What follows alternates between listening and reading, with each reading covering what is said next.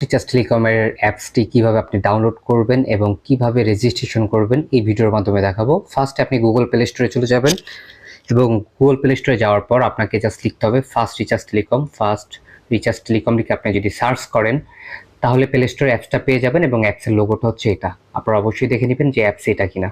তো first recharge telecom এটা, তো আপনি ইনস্টল করবেন। ইনস্টল করার পর হচ্ছে ওপেনে ক্লিক করবেন যখন অ্যাপসটা ডাউনলোড হয়ে যাবে।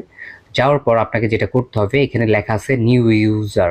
তেমন আপনি যদি একজন নতুন গ্রাহক হয়ে থাকেন এবং আপনি চাচ্ছেন যে রেজিস্ট্রেশন করে ব্যবসা করতে, তাহলে এখানে ক্লিক করবেন। আর অবশ্যই তার আগে কোন অ্যাকাউন্টে কি সুবিধা সবকিছু জানতে চাইলে আপনি ফেসবুক পেজ এখানে যেটা আছে এখানে ক্লিক করে সবকিছু পড়ে দেখতে পারেন, অথবা হোয়াটসঅ্যাপে মেসেজ করে অথবা টেলিগ্রামে মেসেজ করে সকল ডিটেলসগুলো জানতে পারেন। আর সবচেয়ে যদি চান যে না আপনি সবকিছু পড়ে দেখবেন, তাহলে আমাদের ফেসবুক পেজেই আপনি পেয়ে যাবেন। তো যাই হোক, এখন নিউ ইউজার এখানে আপনি সাইন আপে ক্লিক করবেন। সাইন আপে ক্লিক করার পর আপনি জাস্ট আপনার নামটা লিখবেন। তো আমি লিখতেছি আলামিন। আপনার পুরো নামটা দিবেন, ঠিক আছে? এখানে সব নামটা হবে আলামিন গাজী দিলাম। এখন আমি আমার নাম্বার বসাবো। আপনি যেই নাম্বারটা লোডের অ্যাপস বানাইতে যাচ্ছেন, তার মানে যেই নাম্বার দিয়ে সবসময় লেনদেন করবেন এবং সবচাইতে বেটার সবকিছু আছে, ওই নাম্বারটা এখানে দেওয়ার ট্রাই করবেন, 09114581730। আমি আপনাদের দেখানোর জন্য জাস্ট একটা ডেমো আকারে অ্যাকাউন্ট করতেছি। এখানে হচ্ছে আপনার হচ্ছে পাসওয়ার্ড। এখানে যে পাসওয়ার্ডটা আপনি দিবেন, অবশ্যই নাম এমন কোনো কিছু দিবেন না। যেমন আমি এখানে দিব 202020, তার মানে আমি এই ক্যাটাগরির দিব এবং পিনটাও সেমই হবে 202020। তো এখানে দেখতেছেন যে আমি পাসওয়ার্ড এবং পিন সেম দিচ্ছি এবং সেটা 6 সংখ্যার হচ্ছে। আপনি কোনো এখানে নাম ব্যবহার করবেন না, আপনি আপনার মতো 6টা সংখ্যা দিয়ে বসাবেন, অক্ষর কোনো বসাবেন না। এখন আপনি এখানে যেটা করবেন, এখানে যে অপশনটা এখানে ক্লিক করবেন। ক্লিক করার পর আপনি যেই অ্যাকাউন্টটা নিয়ে ব্যবসা করতে যাচ্ছেন, যদি আপনি দোকানদার হয়ে থাকেন তাহলে স্বাধীন অথবা উদ্যোক্তা এই অ্যাকাউন্টগুলো নিতে পারেন। আমি এখানে এত কিছু বলবো না, কারণ কোন অ্যাকাউন্টের কি সুবিধা সবকিছু আপনি ডিটেলসে পেয়ে যাবেন আমাদের ফেসবুক পেজে অথবা হোয়াটসঅ্যাপে মেসেজ করলে। তো আমি আপনাদের দেখানোর জন্য শুধু এখন যেটা দেখাবো সেটা হচ্ছে রিসেলার অ্যাকাউন্ট। তো রিসেলার সিলেক্ট করলাম, করার পর সাইন আপে ক্লিক করব।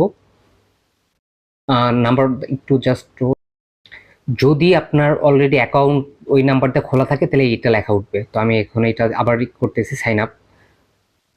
এখন হচ্ছে আপনি কিসের একটা, তার মানে আপনার যে নাম্বারটা দিয়ে আপনি রেজিস্ট্রেশন করতেছেন সেই নাম্বারটা অবশ্যই আপনাকে ভেরিফাই করতে হবে। এখন আপনি ভেরিফাইটা কিভাবে করবেন? অবশ্যই এসএমএস এর মাধ্যমে ভেরিফাই করবেন সবসময়। তো আমি নেক্সটে ক্লিক করলাম।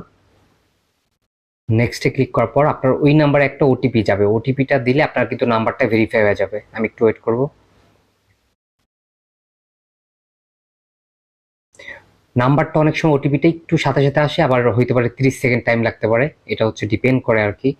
দেখেন আমার কিন্তু ওটিপি আইসা পড়ছে, এই যে এখানে এখানে লেখাই আছে এবং ওটিপিটা কিন্তু 5 মিনিট থাকবে। তো আমি ওটিপিটা ক্লিক তার মানে কপি করব।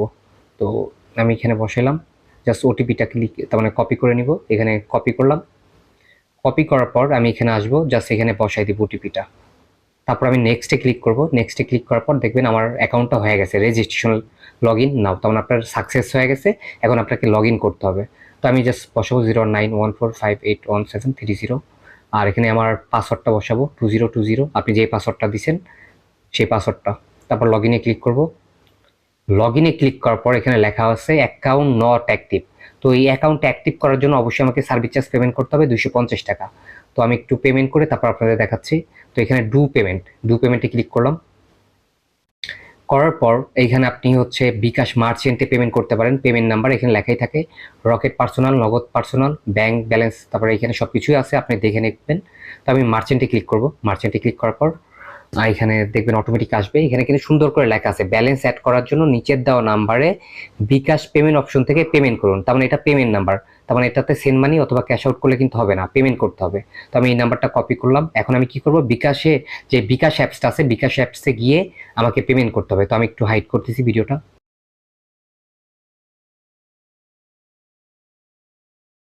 মধ্যে যাওয়ার পর এই যে পেমেন্ট যে লেখাটা এই অপশন থেকে আপনাকে ওই নাম্বারে পেমেন্ট করতে হবে।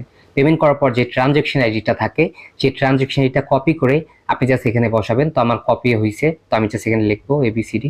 তার মানে আমার হচ্ছে পেমেন্ট নাম্বার, এটা হচ্ছে ট্রানজ্যাকশন আইডি নাম্বার। আপনি কিন্তু এখান থেকে কপি করে নেবেন, আমি জাস্ট আপনাদের দেখানোর জন্য এভাবে বোঝাচ্ছি।